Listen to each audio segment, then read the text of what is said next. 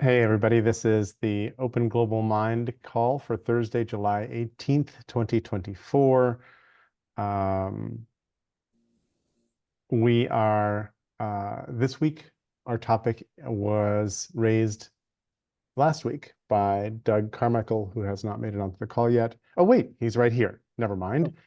By Doug saying, hey, we've been meeting here for quite a while, and I gotta say, and Doug has most notably been on fire about the climate emergency for our calls, for the duration of our calls. And he said, I don't really know what you all think about climate change. I couldn't tell you what each of you thinks or any of you thinks about climate change, which I thought was a great question and a provocation to us. And I think there's an inclination to turn it into what are you doing about climate change, which is a really important question. And if somebody wants to answer that along the way, please do. But I would kind of like to dwell for a moment in our responses or our participation in this conversation on what we think about it, meaning what mental model do we have about what causes what will have the best action, what won't have the best action, and that will naturally lead to, and that's why I'm doing X. But if we leap straight to that's why I'm doing X, I fear we're just going to have a list of things that you could do to fight climate change or something else like that. And I'm very interested in our causal models, our reasoning models, um, whatever things that are going on for us that make us think and do the things we think and do, in particular this time for this call about climate change. Um, any concerns or thoughts or reflections about process or just the question at hand? Gil, who lieth in deep field, Yeah, tiny fraction of this with just a wee little speck out there. yeah, I know. Um, I would suggest reversing the order, Jerry, to talk about what we're each doing and then why we're doing that. My concern is if we talk about what we think about it, we will talk endlessly about what we think about it.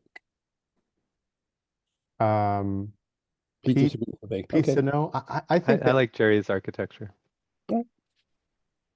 I fear if we head straight into what I'm doing, we're going to report out and eat all of our time just doing that cycle. Okay.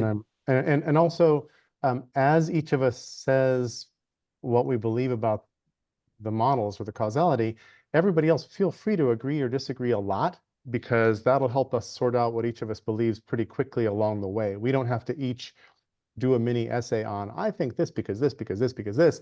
But when Pete says, well, this and this and this seems the most important thing, or what could actually lead to resolution, I'll be like, whoa, and then you know that I agree with that stretch of what he said. So please use jazz hands and jazz hands down vigorously during this call. Other concerns about process, call, question, other curiosities? Jerry, I just want to say that I agree with what you're saying.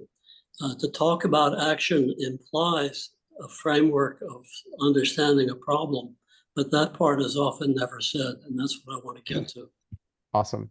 I will note also that Jose is on the call today, and Jose cares more than most of us and more than your average bear about the foundations behind or underneath what assertions any person makes, and what did something you say, what is it built on, and what worldview and other kinds of things. And Jose, I'm sort of speaking for you, but I think that your concern is like where I'm heading in this call. Correct me if I'm off on that. Um, I think from my perspective, any topic that doesn't understand where we're coming from as far as why we believe what we believe means that we're sort of speaking from a place of that's not grounded. So as much as we can ground our beliefs, our thoughts, our ideas in stuff that has some first principles to it. And not only for ourselves, but asking that of each other so that we can get to a place that makes more sense. I think if that's what you're getting at, I totally agree with that. Pretty much. And then the second I finished saying that, I was like, and I regret that given this format and what we're about to do, it's not going to be as rigorous or deep as you might wish. or I might wish, or whatever else. We're just going to bounce along in a conversational style where this is not we don't have a big shared whiteboard at this moment where we're going to take apart the arguments and all of that. But I think we'll get to some interesting things. Gil. Yeah, I now love the direction, and I'm feeling very challenged by it. My mind is racing to figure out how to do, 4 hours of prep to produce a 60-second summary that's clear, and organized and grounded. All you need to do is go inside and be with the center of the universe, and then it'll come out. Yeah, that's what we usually do. Yeah, that's how we run here. Okay. Cool. Anyone want to take a swing at putting the first flower out in the field? I'll go. Yay. I thought I wouldn't say anything, but whatever. Thanks, Hey. Jerry. That was a great pitch. Let's talk. Surprise us all.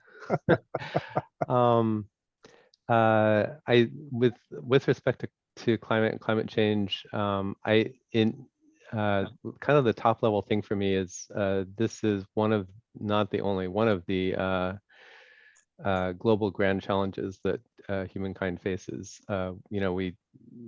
I don't know, starting a couple hundred years ago, we got to the scale of humans got to the scale of occupation on the planet that we're starting to interrupt big global cycles, not just the carbon cycle, but all kinds of stuff, ecosystems, species, each other. So in one sense, I can look at the climate challenge, which to my understanding,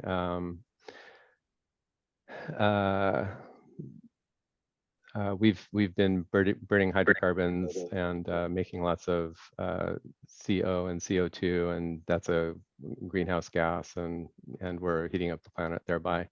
That's like the super simplified version of it. Deforestation helps, cows making gas helps, that kind of stuff.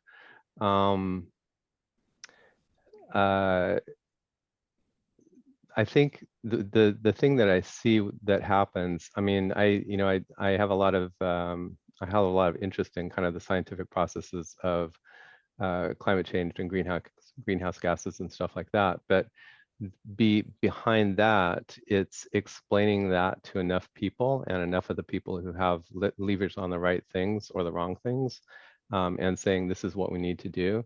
I feel like that's the real problem that we've got, that we haven't figured out how to cooperate as a species with respect to species level existential threats.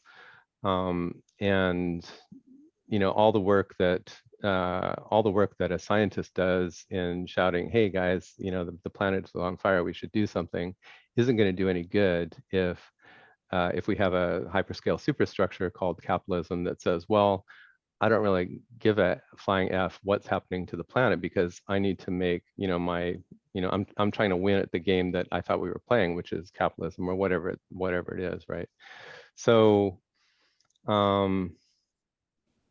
so for me, what I kind of concentrate on is trying to figure out how humans can work better together, to understand each other better, to talk about really complex situations together. And I feel pretty guilty about not being directly like one of the people marching on the street saying, hey, it's the energy companies stupid. Let's fix that. And even that way of saying it, that's the way I would say it. I wouldn't say CO2 is the problem. The problem is that energy companies are incentivized to make CO2. I've talked to a couple friends, and one of the really interesting things is that Bill Anderson is, I guess, the guy I talked to about this, and he's like, I don't know why we focus on carbon, because the problem is more complex than that. And the thing I say back is, well, we're trying to solve this grand challenge, and it seems like the thing that everybody needs a headline, so CO2 gets this blame, and nobody actually understands what the CO2s are doing, and why they're bad, and why we need less CO2s. I don't know. But like the cows, the trees, we need to eat. We need to, have electricity. I don't know. So I feel like a big part of our challenge, or the big challenge, AI is coming up. It's going to be the same thing, right? Let's figure out how to be smarter together rather than the way that we've been doing, which is, hey, let's let the people with a lot of capital decide what we do, because that's proven to be a bad thing. As a coda, kind of interrelated to this, it's funny, I'm going to say that I think nuclear energy is a really good solution to this. And I know that even saying that is a controversial thing. It's like, oh my God, Pete, you just said the N word. I can't believe that you're nuke positive. Don't you value the planet? And it's like, come on, guys. Coal or oil or things like that, they have significant problems. Nukes got a really bad name in the 40s and 50s, and rightfully so. I think, technologically we're kind of beyond that. And we still have a species level fear of even saying the N-word. So I feel weird saying the N-word in front of people I don't know that are going to say, oh, he's one of those crackpots that think that. And of course, I think renewables is super important too, and that's a whole nother thing. So there you go. Thanks. First, Pete, thank you for modeling that perfectly. That was awesome. And lots of pieces that I agree with a ton. I will call out in particular, capitalism, I think, is a gigantic piece of the problem. And unless and until somebody puts a new harness on capitalism or does something to it to lead it into the pasture to behave differently, we're all kind of messed up. And then I think I really share a lot the effort to create better dialogue so that we can actually meet somewhere in a strange place where, the divisiveness that's out there right now can melt away and we can cooperate and collaborate and solve these big problems together. So you spoke for me a lot when you were saying those things. I really appreciate it. Mr. Nelson. I'm kind of pushing myself in because I have to leave in about 20 minutes, but I also want to just say thank you, Paul, that you laid out so many of the points I was going to make. I can spend half as much time talking. I agree, particularly that just measuring carbon and doing our entire policy about reducing carbon dioxide emissions and methane emissions is a tailpipe solution, right? You're not looking at the engine that's causing the problem, and that is what I call short-term capitalism. I was raised a liberal Republican in Seattle and am now a conservative free market Democrat. And I despair that this incredible economic system called capitalism that worked very well sometimes in our past has been destroyed because very rich people can now buy politicians who can end competition. They can dictate certain solutions to problems, even if they aren't the best solutions, just happens to be ones that they profit from. So I think we have to somehow, paradoxically, get rid of some of the rules that are getting in the way of better solutions. And nuclear is the best example. I too think that we have some nuclear technology that could really help here and be safer than coal, which spews out mercury and all sorts of toxic things every year. Unfortunately, in the 40s, we were locked into the Rickover model of reactors that worked well in submarines. And that was sort of where we went. There are other ways to do this that would be much safer. And it may not matter because we've also innovated our way to very cheap solar power, and now we're going to have batteries that will store some of it if we can develop the policies that allow us to do that, particularly in the electric grid. So I think we have to spend at least 2/3 of our time, perhaps 3/4 of our time, looking at the barriers to new competition, new innovative energy sources, and take on some of the biggest problems with our society as we've built it, which is rules like zoning. I mean, in the US, we, reward people for having half-acre plots and living 30 miles from work. And that's a 50-year problem, but we could have started fixing that 30 years ago. As a lot of you know, I worked for Senator Gore from 1988 to 1992 when he was a senator. We did 30 hearings about what we called greenhouse warming and ozone depletion. Everything the experts told us in 1990 is happening, except they told us it would happen in 2040. It's happening in 2025. And we had an incredible hearing called Climate Surprises. And it was about some of the second and third order problems that could happen. And some of those are happening, again, 10, 15 years early. It turned out to be a very surprising and well-attended hearing because James Hansen testified and the Bush 1 White House decided to rewrite his testimony in first person. So it would have been okay to insert a paragraph saying, the administration stresses that there are uncertainties in this model, but instead they had him saying, but despite everything I just said, I really don't know what I'm talking about. So we had lots of people there. Wow. But two other real quick tweets. We're not going to solve this problem unless we solve the disinformation problem.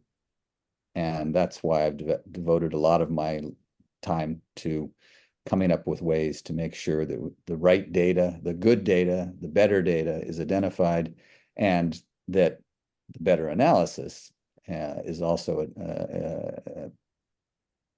is what is used to influence voters. And then the last thing is the scariest thing for me. And this is triggered this morning by reading a Pew Research poll, a global poll. No, it was a US poll. It was looking at how many people think that Jesus Christ will arrive before the year 2050. And among evangelicals, it's at least 60%. Among Iranians who believe that Muhammad is coming back, it's probably 80%. I mean, there's a whole lot of people that just think the end of the world's coming, and we don't have to think 50, 100, 20 years into the future.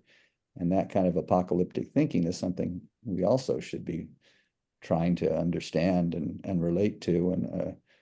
And then the last point is that for 2/3 of the planet, there's still a sense that we don't have anything, and this problem is imposed on us by the rich.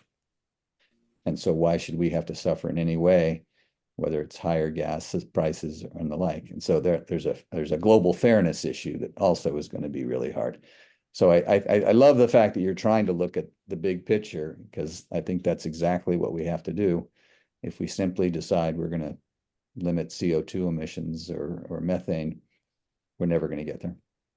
Thanks. And again, I'm sorry to interrupt and come in late and leave early. No worries, Mike. Thanks for what you just said. And also thanks for representing, at least in sketch form, some of the opinions that are unlikely to show up in this conversation for many of us. Like, hey, the second coming is nigh. We might as well tip the earth into disaster because, like millenarianism, but also Steve Bannon's great turning hypothesis, where, hey, every 70 years, the world goes through a great political cycle, and I just want to accelerate the collapse of the current one so I can rebuild the next one, and then we'll see what happens. And also denialism that the sort of things that we think are happening that are causing a civilization threatening crisis are even happening at all is unlikely to come out of any of our mouths.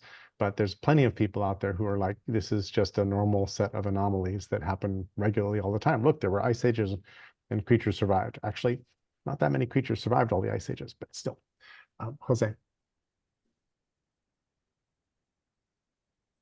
I'm not sure this is going to come out very clear because I haven't had a chance to really think through it, but Mike just mentioned big picture, and I wonder if really we should be thinking about the little picture. And the little picture for me is each and every one of our behaviors. All all of those things are true that both Jerry and Mike, or pardon me, Pete and Mike said at the big scale of, you know, the energy issues and all of the issues with carbon. But it's our individual behavior that I think creates it. And so how do we address our behavior is the question that I have about how do we deal with this issue? Because yes, the system has created this, the economic system has created our behavior in part, but we also have this view of ourselves that that we have to control each other, or we need to be controlled. And because of that, we've built a system of controlling our behavior through both political, economic systems. And when we create that system, when we've created that system, we blame the bigger things and not our own behavior. I'm not sure if I'm being clear at all in this. So for example, you know, I get up in the morning and I turn on my gas stove, right? And probably a lot of us do. Why is it there? Because we've built technology to be able to do it. And we've passed laws and created a structure to allow that gas to be piped into all of our homes. And it's easy for us to use because we've created a system that made that possible. If I personally had to go out and get gas, I wouldn't do it. Right? I just wouldn't do it. I wouldn't have the means to do it. And so much of what we do isn't because we would naturally do it. It's because we've created systems to make it so readily available to us with economic incentives, political incentives, that it makes it easy for us to make that choice. It makes it almost impossible for us to make any other choice. And so I don't have really much of a choice when it comes to cooking, as an example, or heating the home, other than to burn fossil fuels. That aspect of it, and I know that this is kind of taking a huge step away from the conversation, that aspect of our behavior as simply being cogs in this wheel we've created, how do we think about changing our agency to, as a community, step away from those behaviors so that we can start to see that we can plant gardens, that we can cook in different ways, that we can help each other in different ways, and not think about this massive economic system. How do we keep it aloft, this massive energy system, and keep it aloft, but actually start thinking about how do we do things from us out as individuals. And if we keep thinking about how to fix the system, we're actually trying to fix the very thing that's keeping us from doing the right things. And it's not in my view, it's not at the systemic level that we're going to be able to solve this problem. It has to be at an emergent human level that we fix this problem. And so I don't know if that was very clear. It was a little tough to get through, but hopefully it made some sense. I think you were holding some interesting paradoxes kind of nicely, because there's a lot of dilemmas in what you said. Thanks, Jose. Judy. I guess I think that the fundamental issue is the sense of empowerment that is lacking for most people, and they just don't have time in their day to think about much of anything. they're not necessarily reading or informing themselves. They're just trying to kind of make it through the day. And that's more of an existential issue in terms of actually causing change to occur. Because I think that unless people feel that they have the capacity to make some difference, they just keep doing what they do every day. And it's hard to feel that you can make a difference when the systems are big and complex and hard to interface with. So to me, there's a portion of this that is sort of humanism or enablement of humanity to think and consider things in a different way, which then allows you to move outside what an individual can do to how many people do I know and could I talk to them about it? How many people do they know that they might talk to?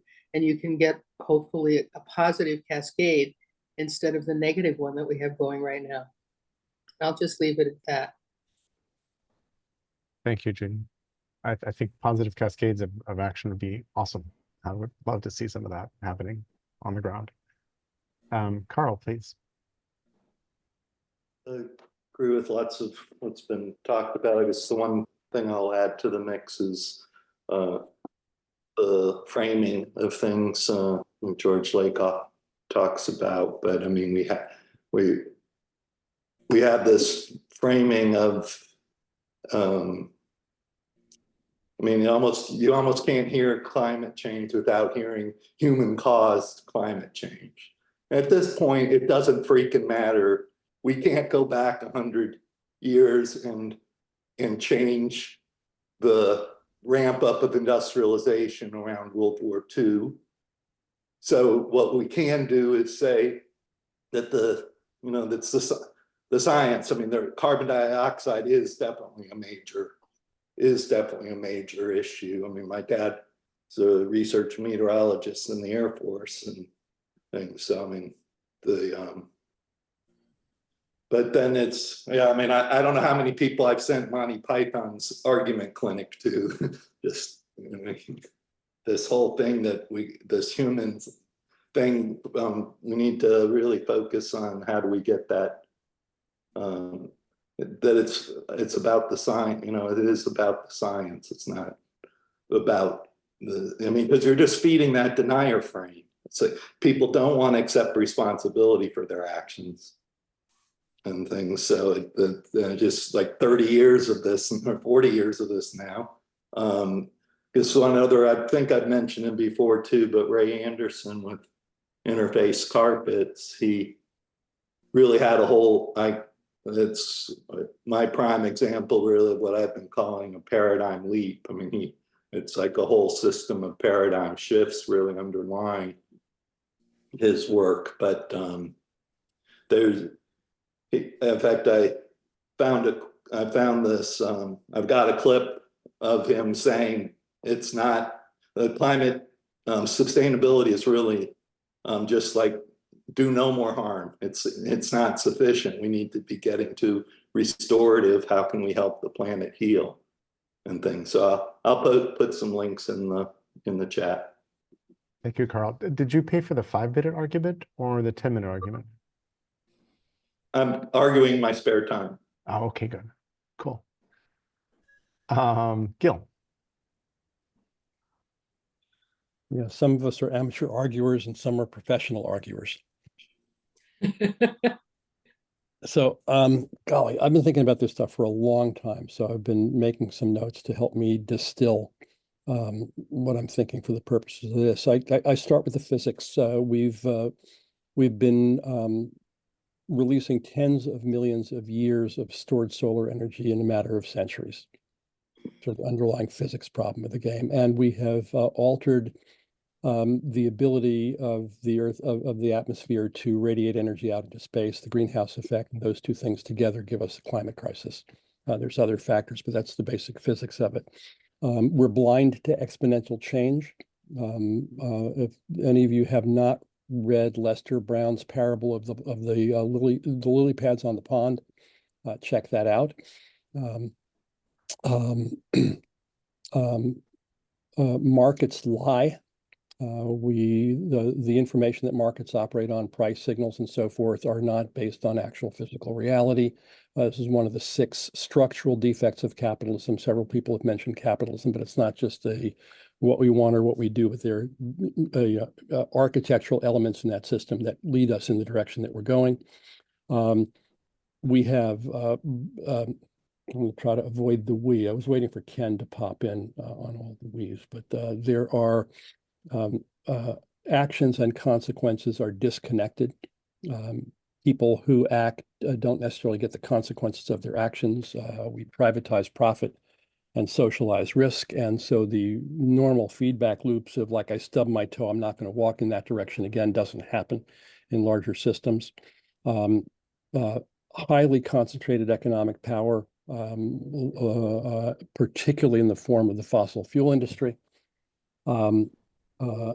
which both distorts the political game, and our political processes are enormously slow, don't have the reflexes to respond at speed and learn at speed, experiment and learn at speed. I had, in addition to my theoretical perspective on that, my experience as the executive of a progressive city trying hard to do the right thing, it was very sobering about the possibilities of that process. On the other hand, sometimes the market does work, and the rapid displacement of coal by natural gas and of fossils in general by renewables is encouraging, and the speed of innovation cycles. RethinkX.org has done some really beautiful work on this. Is actually encouraging and hopeful. I don't want to say this in a bragging way, but I mostly don't generate fossil energy or use fossil energy anymore. Not all the way there. And flying is the biggest defect there. I'm not flying much, but I will this fall. But I've, because of the shifting economics of the renewal of the energy transition innovation, I'm able to lower my footprint a lot. So there's the individual action piece, but the individual action piece disconnected from the policy and societal piece doesn't get us there. But better mousetrap is part of the story. Quick comment on nuclear. It's not necessary from my perspective. Coal is dead, killed by natural gas, not by nuclear. Nuclear, too expensive, fuel cycle too hard to imagine, but in particular, just not necessary. The solar flux on the planet today is about 17,000 times total global industrial energy use.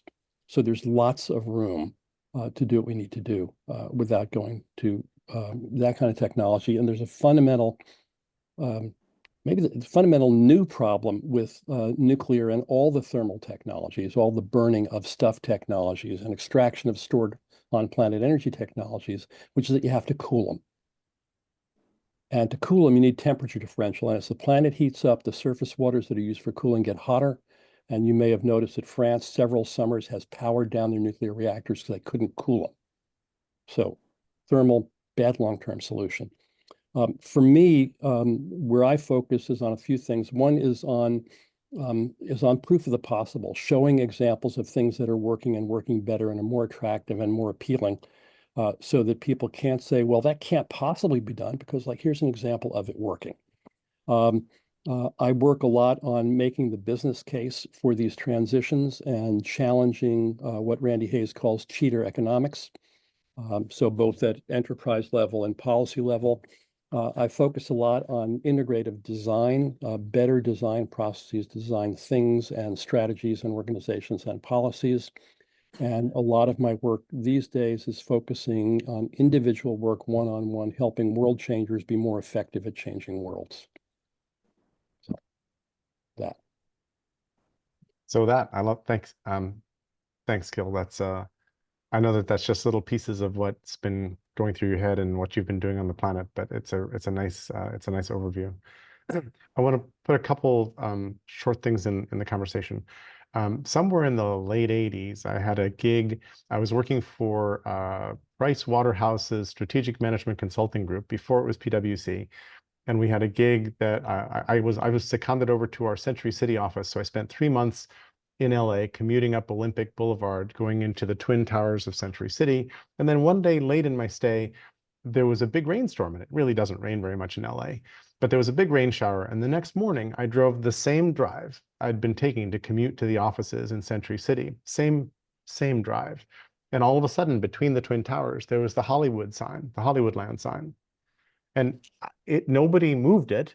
It had been there all along.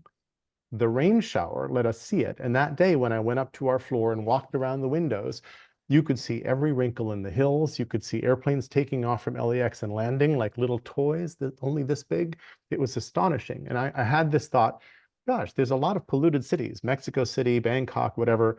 If you just take a human to the hills overlooking a terribly polluted city and have some incident like this, they might have a heart tightening, throat clenching, sphincter tightening moment of realizing, oh crap, if we do that in a little basin like this, we're rapidly filling up the larger basin that is the whole planet. So that was my first personal moment of, oh crap, and also this might be a way to convince people who are skeptical that there's something going on there. Then a couple other sort of mishmash of thoughts, but one of them is I put a book in the chat a little earlier about conjunctures and adjacencies and stuff like that. And this book is about the origins of the modern world. And one of the things it talks about is coal mining in England, which has been a really big thing forever. And it turns out that England had coal seams right up near the surface, which helped them be the start of the Industrial Revolution. And in fact, it was a coincidence. Not that many places have seams of coal right near the surface where you can just sort of dig and start getting coal. And it creates filth, so we have the pollution and all that. But at some point, the Watt and others started inventing, actually Newcomen and others started inventing the steam engine. And they've mined out the surface coal, so they're having to go deeper and deeper for coal. UK is a soggy place. Water starts collecting in the mines. Pumping water out of coal mines is a thing. It's a big problem because coal is their energy source. Water is causing injuries and so forth. So somebody starts experimenting with a steam engine at the face of the coal mine, pumping water out. That's the first use of steam engines. And what's cheap in a coal mine is coal. So that's what bootstraps the steam engine to get better. And I bring this story up because a lot of what happens to us is accident, and then sometimes somebody runs that accident and runs the table. So the enclosure movements and the growth of industrialism, mercantilism, capitalism, colonialism, all those kinds of things, weapons here, no weapons there, guns, germs, and steel, I don't know. But there's disequilibria around the world over time historically. And unfortunately, pacifist societies tend to succumb to well-armed aggressor societies, and that I don't know how to prevent that. That's a question I would love to know. How do we infect everybody with an ICE-9-like substance that causes them to want pacifism and peace with their neighbors? I would love that, but we don't seem to have that. Then I also have this belief that membership and emotion trump reason most of the time. So we can try to prove to people logically that something is happening, and look, the CO2 is at this level, but really people are on board because the other members of their tribe are saying the same thing, and disagreeing with your tribe means ostracism. Ostracism next to execution is the worst punishment society can deal anybody. So being shunned, being expelled, being ostracized is terrible. It's a horrible fate. It's why people stay in cults. I've got a friend who married a Jehovah's Witness, and it turns out that you get I'm even forgetting what it's called, but basically you get deprogrammed. So nobody is allowed to talk to you. Defellowshipped, that's the word, defellowshipped, when you start to doubt, Jehovah's Witnesses' ways. So there's a whole bunch of stuff there about the dynamics of this change, because we are currently in a global Mexican standoff where the forces of the far right are rising like crazy everywhere. There have been a couple of bits of good news from England and France recently, but those might be temporary reprieves. I don't know. But for some reason that I'm trying to get under, a whole bunch of people seem to not give a shit that we're busy burning up our planet and destroying the very thing that gives us life, that keeps us around in such a deep way that we may not be around as an intact species. And I think that extincting everybody is really, really, really hard. But my biggest fear for all of my biggest underlying fear for all this around climate change is that we're actually about to kill off life in the oceans. And if we manage to destroy the life-giving oceans, we've sort of destroyed the food system and the air system and all the other kinds of things that we depend on. That could be an extinction level event. The other things, shores are going to rise, temperature's going to go up, wealthy people are just going to buy more air conditioners and live, uphill. There's a whole bunch of things that humans will adapt to because we're so good at adaptation. And then I see kind of all this because I want to pay homage to Klaus and say that the food system is, as Klaus says, if you count in transportation, waste, all the other kind of stuff, probably 30% of our energy problem. But also, when you shift industrial ag and industrial animal breeding, when you shift all that to regenerative, it has 80 different benefits, which include, oh my God, the soil now captures carbon, but it builds community and it feeds people and it replenishes the aquifer and it. Like there's a whole series of awesome knock-on effects if we can just figure out how to, how to do those kinds of things. So that's why my brain comes up with crazy ideas like, hey, could we get the Farm Bill to include a soil organic matter tax so that anybody who depletes their soil, and now we have LiDAR, we have drones, we have sample, we have technology, we can sort of probably measure soil organic matter on any piece of land anywhere, even if they don't want us to, you can do it from above. So if you deplete the soil, then you should pay a heavy tax. And if you improve your soil, you should be paid for that, which would be how we pay forests for keeping forests alive. Instead of carbon credits and crap like that, which I think are complete nonsense. I think that the markets for basically bribing people, oh, I can buy my way clear to pollute some more, except somebody's going to plant some trees someplace. I do not like that. I want to change the drivers. I love what Mike said earlier about tailpipe fixes, which I'm not sure I'd heard that before. I don't want to fix the tailpipe. This is what it feels like the Biden administration is doing right now in a lot of their policy decisions is tailpipe fixes. They are not in any way trying to get to the root of the problem. Well, I overstated that, but they don't seem to be trying to get to the root of the problems, which is what I think needs to happen. And the last thing I'll say is, like Pete, I just really want us to be able to talk about these things in some productive way, to remember what we said, to build on what we know, because knowledge should accumulate. We shouldn't be going through the same goddamned arguments over and over and over again with everybody. That sucks that we do that. We need some better way to work together, because if we're still in this Mexican standoff, the world is going to collapse around us while we're busy yelling at each other, not getting anything done, freaking out over an election that's happening in only a couple months, for example. So sorry to go on so long, but I wanted to put all those things in the conversation. With that, I'll pass to Ramsey. Good morning, guys. So underlying and exacerbating all of the climate and social issues is the exponential factors, right? So what's underlying exponential is our economic system, is the incentive structure of growth, is, if you guys recall from the 2008 financial crash, the message was, hey, go out and shop, consume to get the economy running again. And it's because the method in which we are able to have a livelihood is income and through labor. And the only way that we can have labor is through circulation of the currency. What is circulation?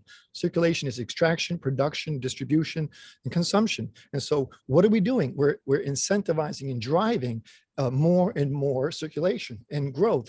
And it's all tied towards the need to continuously create more and more of the currency as credit to so that the credit can flow to the various the parties. And because there is no money for to pay for the interest to the banks, that means you need more. You need more. You need more circulation, more consumption to continue to drive to be able to pay for the debt. And so we're stuck in this growth paradigm. that is essentially what I see is exacerbating all of the other problems. What do we have? We have exponential growth of population, exponential extraction of energy, exponential extraction, need for food. All of these are tied to the system. And while I appreciate Jose's suggestion that we need to also change our individual behaviors and be able to interact and coordinate with one another to affect change in that way too. While that is important, none of these exponential factors within the system can be handled by us individually, because as much as we may be willing to do good, it's a lot easier and quicker to destroy things than it is to construct things. So, and a lot of you guys are familiar with Daniel Schmachtenberger. He does a really good job of talking about the game theoretic problems that underline our economic system. And, what is that? The structural game theoretic problem that we suffer from is the tragedy of the unmanaged commons, right? Capitalism, it rewards extraction and ownership of capital, of the resources. And so we are literally playing a game of open access regime. Who can capture and extract the fastest? The race to the bottom, the prisoner's dilemma, all of that. All of those are game structures. So to give you a simple example, the prisoner's dilemma, you guys are all probably familiar with that, right? You have two prisoners who are incentivized differently, and they can't coordinate. They can't discuss with one another their tactics. And so what do? They end up choosing the wrong decision to benefit themselves because they don't want to lose. But the way to solve that is really simple, is allow them to interoperate and communicate and have a truthful architecture. So as soon as you tell them, well, here are the incentives, and they can communicate and decide together, they're always going to decide correctly. So we are operating in a system that incentivizes and disinformation, incentivizes win-lose. There is no win-win. And so having we need a truthful economic architecture where we can account for the real resources of the world, where no one is incentivized for extraction. No one is incentivized for consumption. So we need to get rid of basically the ones who are being incentivized for that. We need to get rid of the so-called landowners, the resource owners. There's no reason to give these people money and wealth for something that is ours, the commons. Same thing with the banks. There's no reason to give them money for interest. One more second. No, I was just holding up my fist in solidarity. That's all it was. Oh, okay. Sorry, but keep going. I didn't understand the symbol. I was going to put on a red beret and say we must get rid of the landowners, but back to you. Essentially, what I'm suggesting is that what's important in the world is obviously the workers and the entrepreneurs, right? Their creativity from our interactions and our collaborations is what is responsible for all the technology and all the good that we have in the world. But there are no limits to this system because of the game structure that we have. We changed the economic structure. We changed the way that the currency, which is value, which is our life source. Currency allows us to accumulate the resources that we need to survive. And so how do we get currency? In this game, the way to get currency is to play the game of extraction and production. And so we don't flow resources to people without that, which makes no sense. God gave us all this stuff. All the other animals have free access to it. We don't. So we don't have management of our systems. If we had the ability to manage our resources in a truthful way, I believe we would be able to solve all of our problems really, really quickly. Thank you. Ramsey, thank you. I will just paraphrase what you said briefly in that, if it wasn't obvious, Ramsey believes that our entire philosophy around money and ownership is screwed. And if we can replace that, then naturally we will collaborate to the other things that we've been saying in this conversation. And he's got, he's been working on a proposal to do that. One more quick thing, by the way, I did update my website. I finally, oh, good. Still sucks, but I did post the link to my working document. So just to get a little bit more traction and feedback and stuff like that. So thank you. Cool. Thanks, Ramsey. Klaus. Yeah, I'm sort of contemplating how can we gain traction, right? It's about sharing the thoughts that we have, which are all very good, across the spectrum of populations that live in different contexts, different worldviews. So I have this part of my Neo book is one nugget that is a conversation with the AI to help understand how different worldviews perceive the issue of climate change and how they would respond to a conversation about it. And you can see pretty drastic differences there. So the blue worldview, for example, would be a Mike Johnson, right? The Speaker of the House. It's a blue worldview.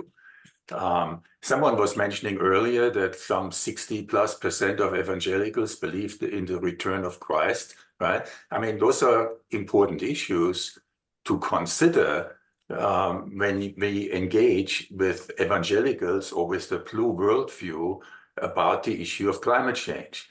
And then you have orange, where supposedly that's the driver of extraction. Now the orange worldview doesn't look at metaphysics in any way. In fact, doesn't have much connection to empathy. So it is extractive. So the reason I'm saying that is that we're stating much of the obvious, but we are not really discussing the pathways to connecting with people who would have to make changes, right? And so, I mean, I'm just focused on food, but it's of course energy. I mean, it goes into all sorts of directions, but food is a big one, right? Because it's not just the 1/3 of global emissions, it's also the destruction of the biosphere, I mean, of the environment, biodiversity, watersheds, and what have you.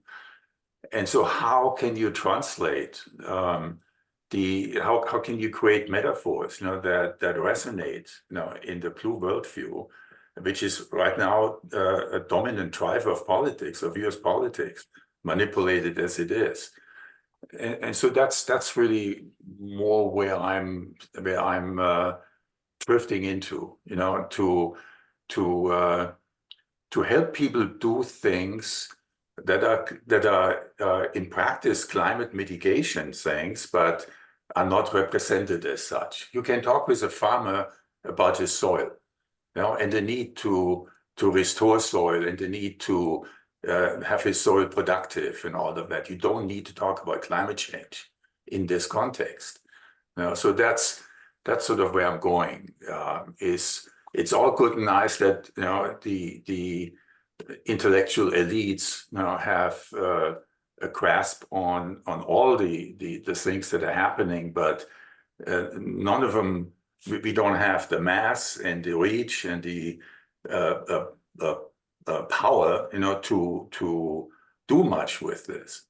But what we can do is develop communications that are targeted, and that are structured to target specific worldviews and influence them. And then oftentimes we don't talk about climate change. We talk about other things, that impact the way that we interact with our world around us. So, and actually, I think when you read this AI explanation of different colored worldviews, it's really just basically common sense. I mean, you read this and you go, yeah, that's pretty much where people are drifting. So, and then also, Jerry, I know you want to default into teal when we talk about spiral dynamics. I'm not talking about teal. Okay, teal is like way out there, the gurus. And Mark Klaus is talking about the color TEAL, not the Peter THIEL. So just for okay. But what I'm talking about is a worldview of yellow. It's defined as yellow. And that's really, that's not spiritual. That's systems thinking, right? That's where you remove yourself from, you step way back and you think in terms of a system. Thank you, Klaus. Dave, you've been thinking about this for a bit yourself. If you want to take a beat before stepping in, we've been going fast and furious, and I think a moment of pause would be welcome, but step in when you want to.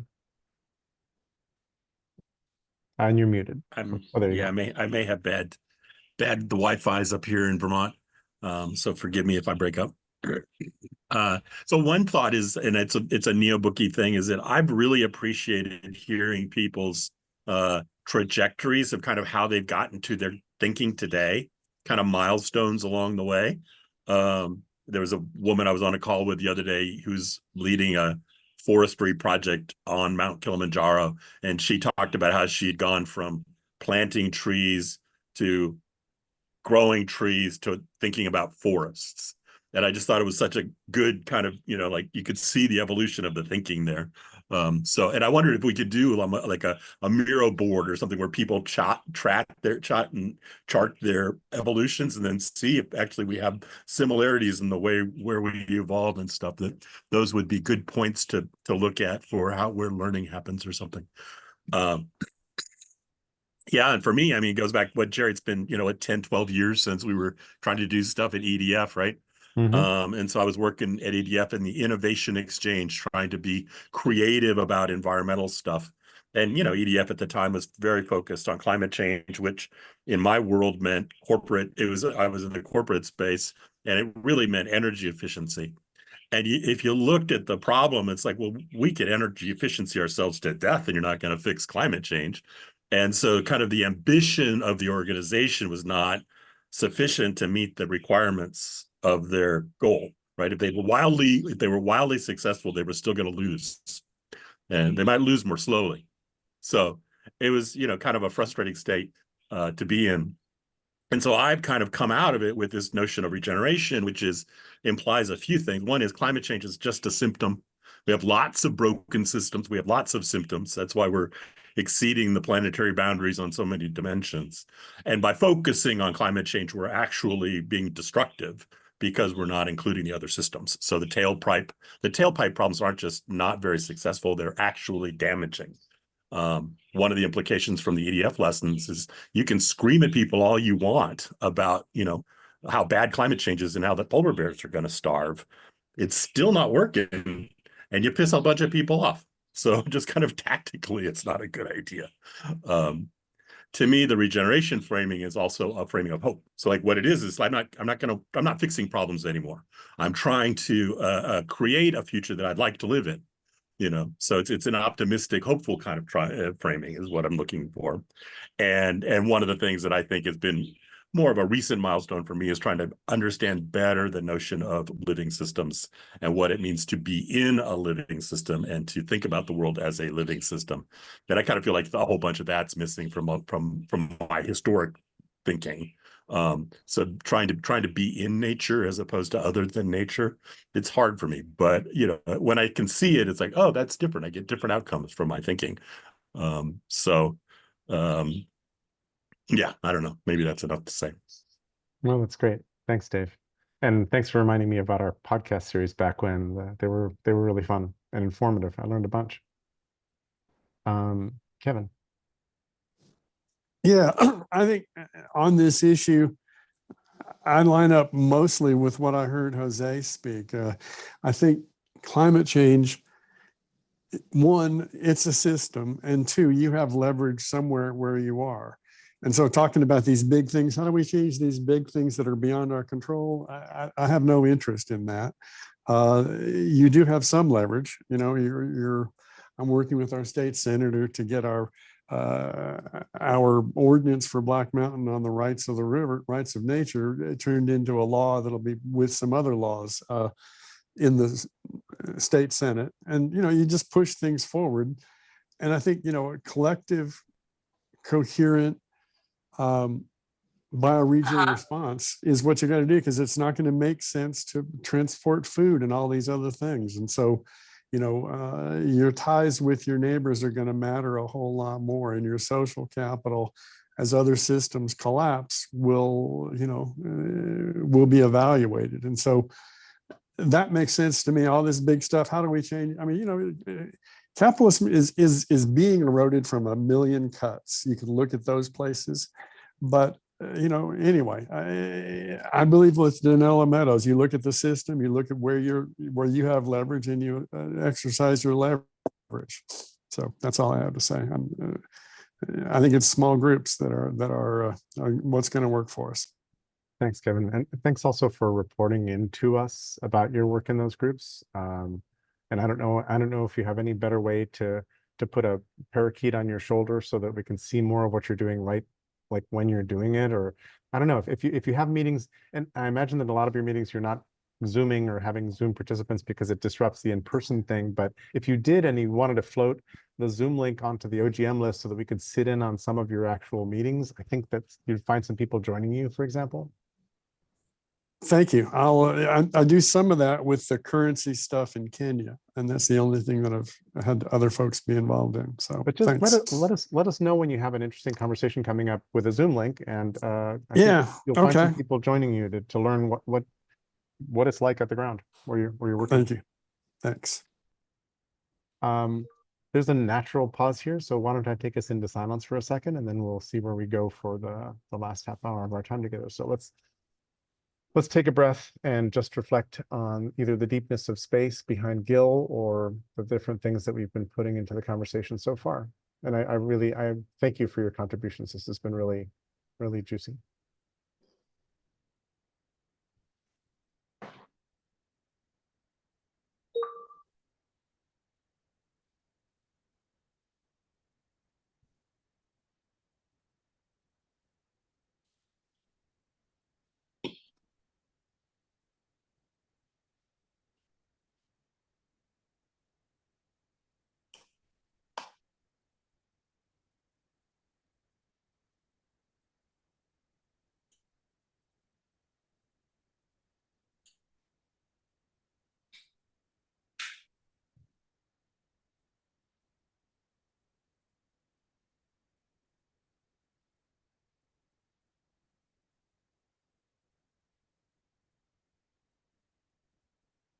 And Stacy, it will be you who takes us into the next stretch. I just have one quick thing to say, and then I'm going to lay back down and listen. Okay. Yeah, my only comment is, I keep hearing that we've lost our connection to nature. And I just want to remind us that we are nature. So that's all I wanted to say. Thanks, Stacy. I'm listening. And in some sense, we've lost our connection to ourselves as well. Yeah. And in fact, the fact that we are nature is like, wait, what? But we are. We just behave so unnaturally so often. Seems strange. Jose. Yeah, what Stacy and you just said, I think, is really sort of foundational to what I was about to say, which is the way we think about things and the way we feel about things is very different, right? And all too often, the work that we are trying to do is to think our way out of this. For the most part, I think humans haven't thought their way into it, right? It's been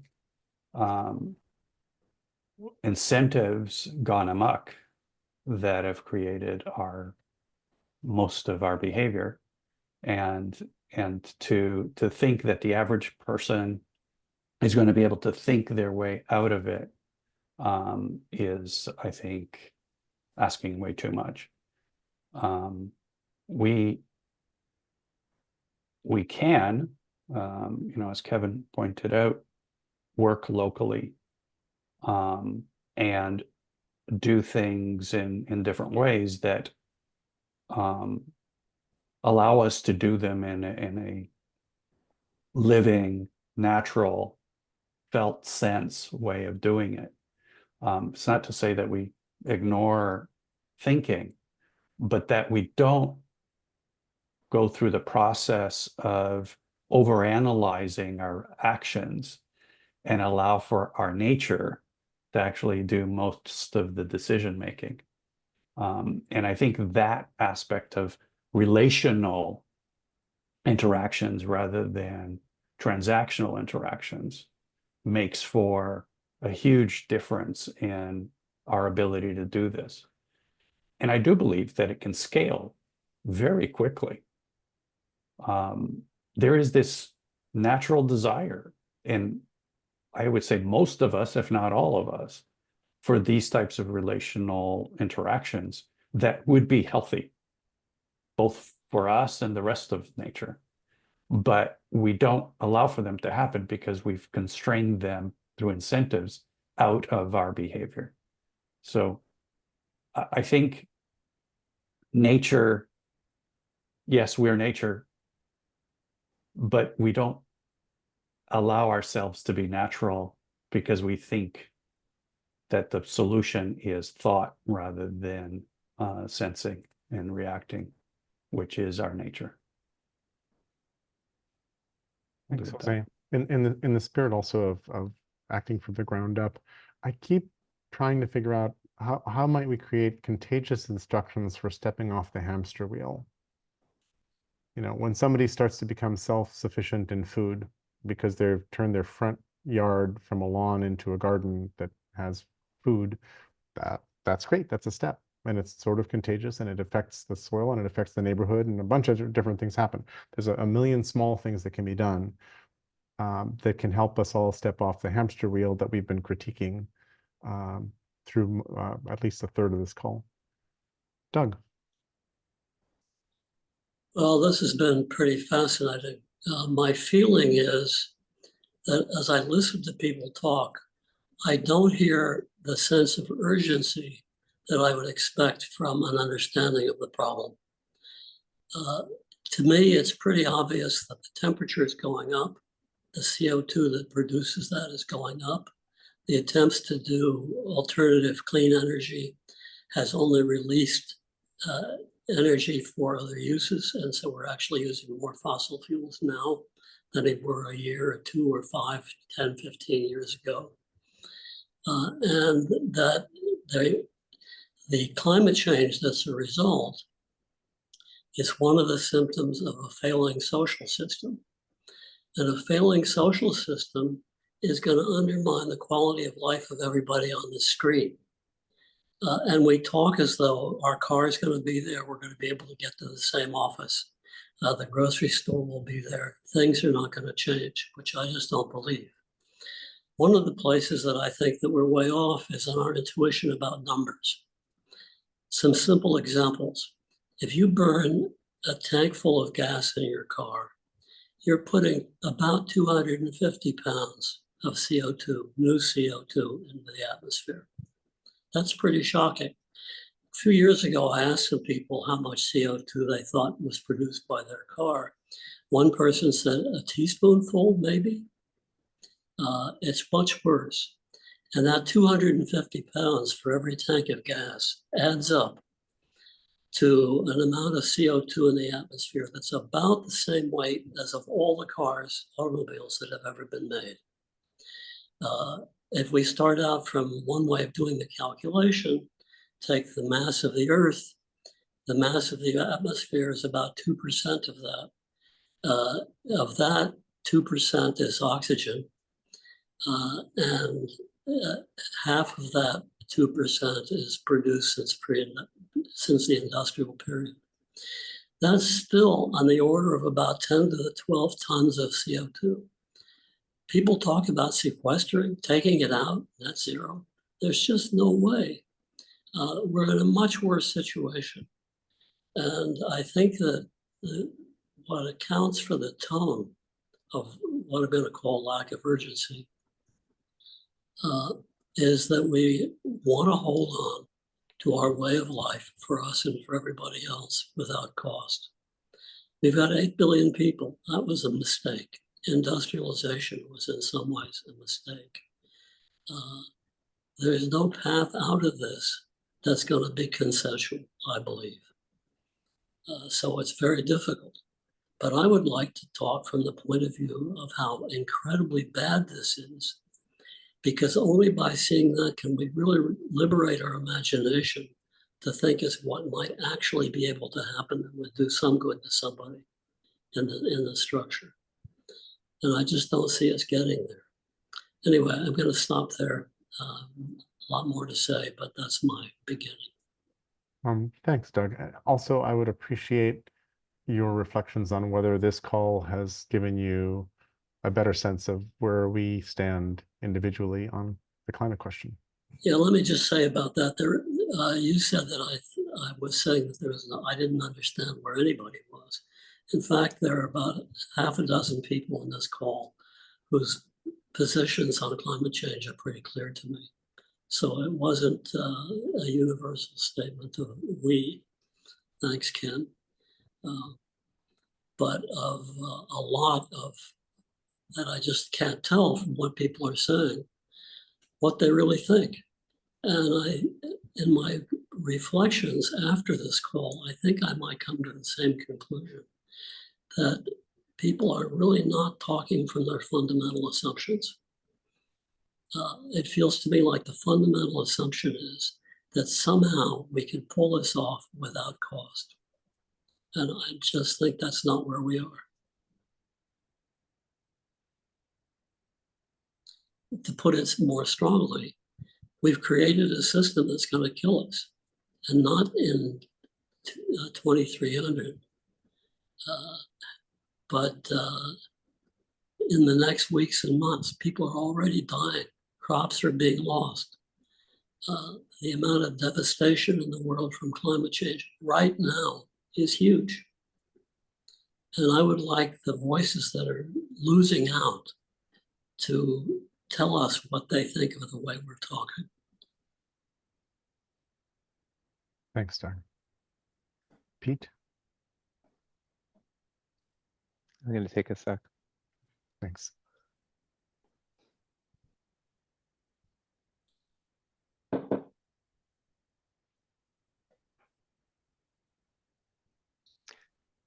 Thanks, Doug. I really appreciate that. I'm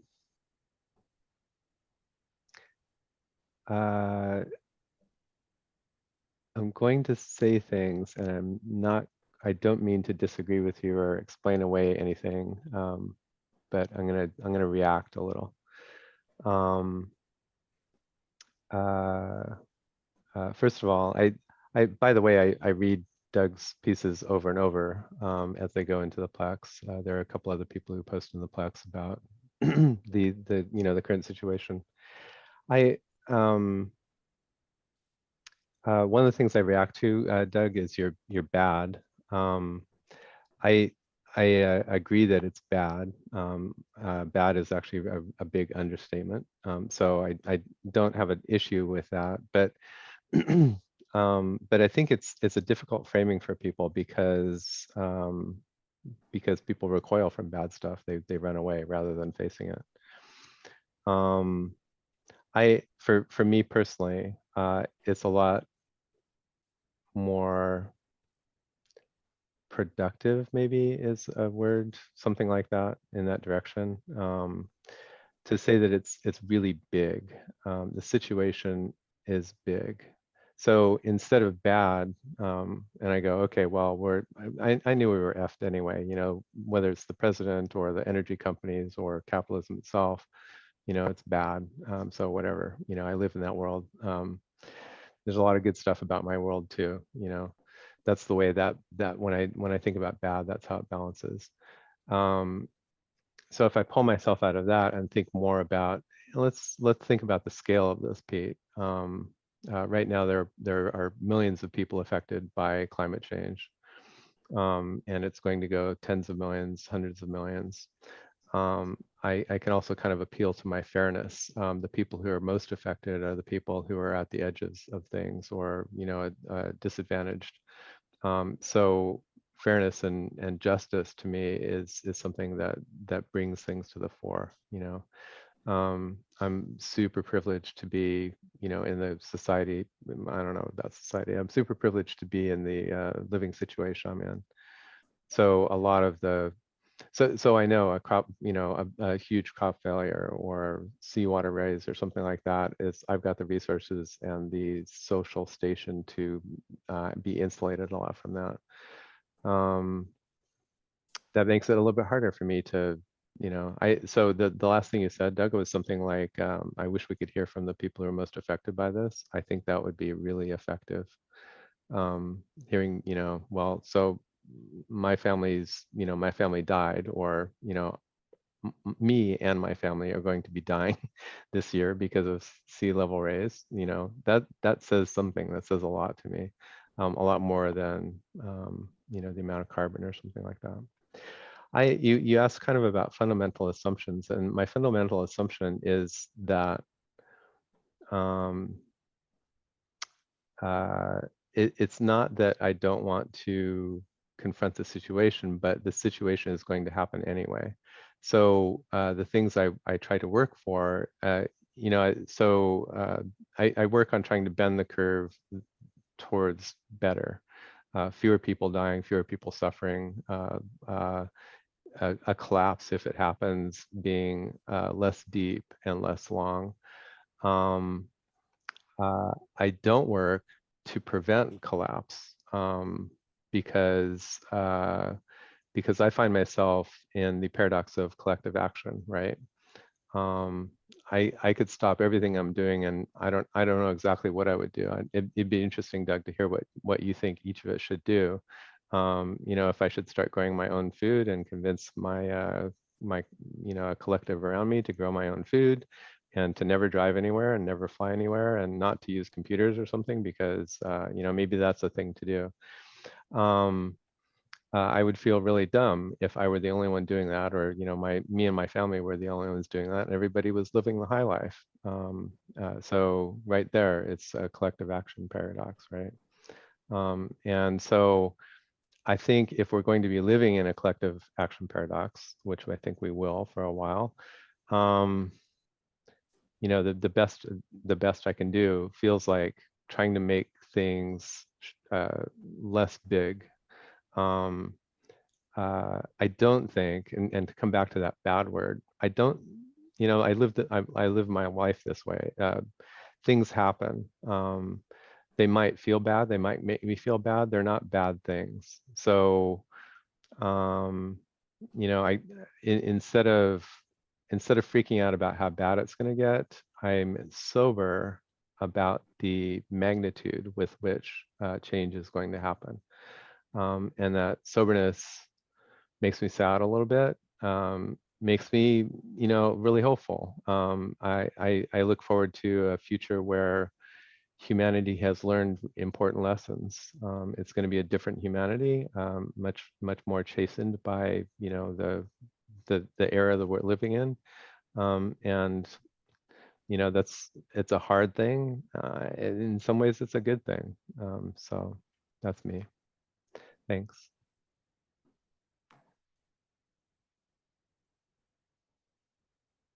Thanks, Pete. And I'm sorry I missed a piece of the start of what you were saying because we had an internet wreck up here. But Klaus, then Gil. Yeah, so I very much appreciate what you're saying there, Pete. I mean, it is a conundrum. What can you do? I mean, I'm retired and I have passionately engaged for the last 10 years, to roll into wherever I can. And I'm working with NGOs, Sierra Club, Climate Reality Project, you name it, to impact, the as forceful as I can. And but even that, I feel, has been, oh my God, I mean, sort of not a game changer, right? But I think if we just focus on expressing a passionate response in every conversation we engage in, and be honest, because oftentimes, whether that's on social media or in private conversations, you're worried about offending someone or being controversial and what have you. I think right now really is a point where you have to speak out, and you have to be known for what you stand for.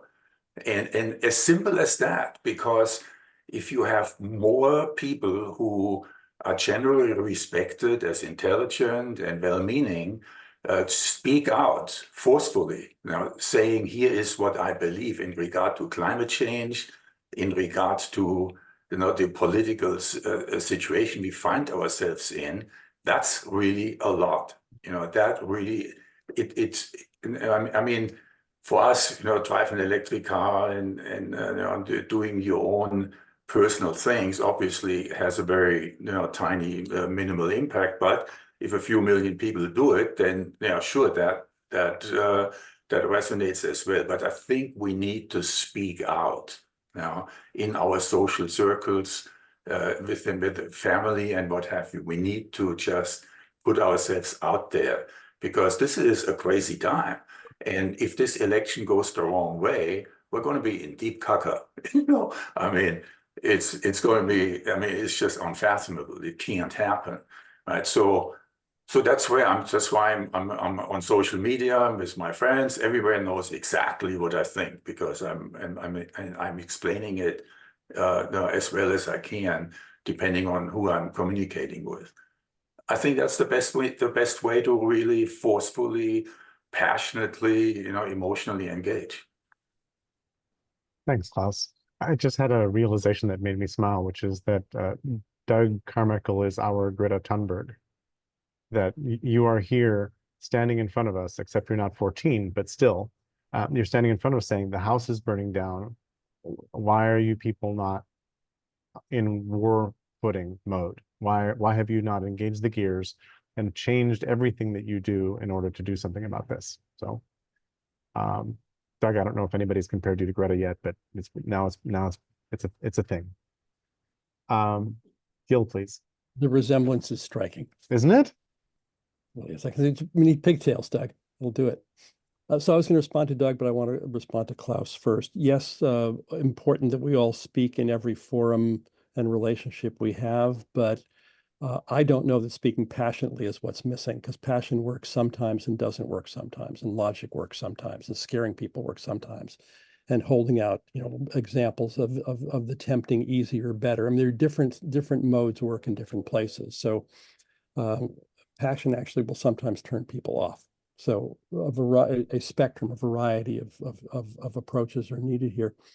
Doug, to what you said about urgency, for me, the exercise that we were invited into here took me out of urgency. It took me into a kind of a calm, reflective, organizing my thinking to be able to convey something quickly that was different than the sense of urgency that I feel. That said, what I feel urgency about right now is the election. And I echo what Klaus said. This feels existential to me. The choice between somebody who has, with all the inadequacies, made the largest investment in climate transformation that we've ever seen, compared to the folks who say it's all bullshit, let's drill more and do more shit that we're doing. Not to mention fascism and all the other things in Project 2025. Anybody here not familiar with Project 2025? Let me ask it the other way. Is everybody here familiar with Project 2025? Doug, not you? Yeah, okay, everybody, good. Pete, did I see your hand, Pete? Yes. Okay. Because the awareness on that is still light. And so for me, the urgency is there. And I'm putting my effort into, yeah, Kevin, I see you. I figured. Into that right now. How can I be most effective on that? And that seems to be working on getting out the vote efforts, which have measurable, documented, provable impact on winning elections. And so that's both me and my wife writing postcards, but also trying to turn every conversation I can to get everybody I can into those modes of action. That's the urgency for the next 3.5 months. That enables the urgency of what then we return to after November 5th on climate and the other meta-critical issues. And I'm going to put in the chat something that came from one of the smartest on-the-ground political organizing strategy friends of mine. I'll just share that with you all now. Please do that, Gil. And actually, and Jerry, just one other thing, Doug. Yeah. I had asked this in the chat, and Pete echoed it. At some point, maybe not today, I'd like to hear from you your recommendations or propositions of what you think we should be doing that adequately reflected urgency. maybe in that is what are you doing? And Jerry, I raised at the top of the call, maybe that's something for a future call of what are we actually each doing in relation to what our assessments and diagnoses are of the world. So I think that'd be really informative and maybe inspiring. I've been very much inspired by Kevin's, very calm and gentle and focused local initiatives, with a strategic frame of change coming from the edges. And the strategic posture that Kevin's described of being like a truffle hound. It's kind of wandering around sniffing for stuff that looks like it might work and then kind of, lifting it up in particular places. So there's strategies that we are each doing, and it'd be great to hear more about those. Thanks, Gil. Doug is in the queue. We're reaching the end of our call. And also, I was really torn the last couple of days because of the left's Lemony Snicket-like last couple of weeks sequence of unfortunate events that just keep on mounting. It's insane. So I'm thinking of maybe having next week not doing a check-in round, but just going straight into what to do about the election cycle as a topic. If you would hate that, like, give me a thumbs down, but I think that it's pretty urgent that we talk about that. So Jose is not excited about it. Nobody else seems excited about it. So maybe we don't do that. Maybe we go into our into our regular check-in and then pick a different topic for the week after. But I'm feeling a great sense of urgency for what's up as well. I do it. Stacy, then Pete, then Doug.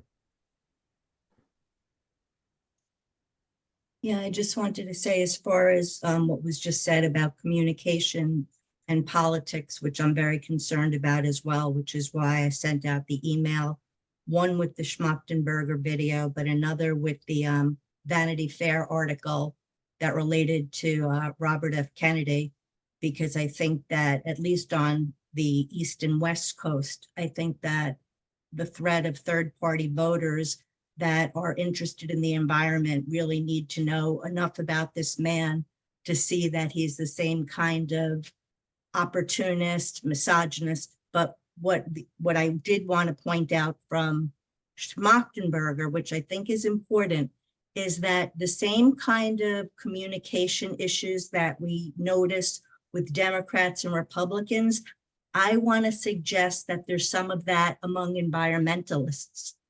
And environmentalists need to unpack things the same way we wish we could see Republicans and Democrats doing. And I hope I'm being clear in how I'm saying that. But that was my reason for sending the video, because I thought it could be a starting point to unpack that. And the other thing is, I really appreciated when Doug was giving the example and asking questions like, how much do you think, how much output is there? Because those are things we don't think about at all. And they're so important just to get us to stand back and, not just the experts, just regular people to think about it. Yeah, and there was something else, but I don't remember, so can't be that important. Thanks, Stacey. Pete? I kind of apologize for taking time for this because it seems like a silly thing, but I have to say it challenges my rational assumption about the world. The assassination attempt, the bullet path, the turn of the head. If you've not seen the visualization, I can't believe it. If I were evangelical, I would say that, well, we just witnessed a miracle, and it's pretty clear who needs to win here. As a rational person, I have to go, it's like, okay, so there's alternate universes, and somehow I got sorted into the least probable, most ridiculous one, with his election in 2016, the whole pandemic thing that was like a nightmare for the world, but then we decided not really to care about it. And now this is just like freaky. So I guess I believe in I believe in black swans or something like that. I guess that's the thing that I have to cling on to. But there's a bunch of people in the world that are going yes or no or like whatever, and it's just freaky. Just amazes me. Thanks, Pete. Doug, and then I think Ken, if you have a poem for us. Well, the first thing is I want to just say how much I appreciate Klaus and Kevin's projects. I think we all learn tremendous amount from them, and concrete projects are always good. The one that I recommend for myself and to some friends is doing something artistic. Write a poem, paint a picture, make a film that get at the core of what you really think and feel about these issues. We need a Dante who's going to tell us about the state of society. I think that I'll stop there. Thanks, Doug.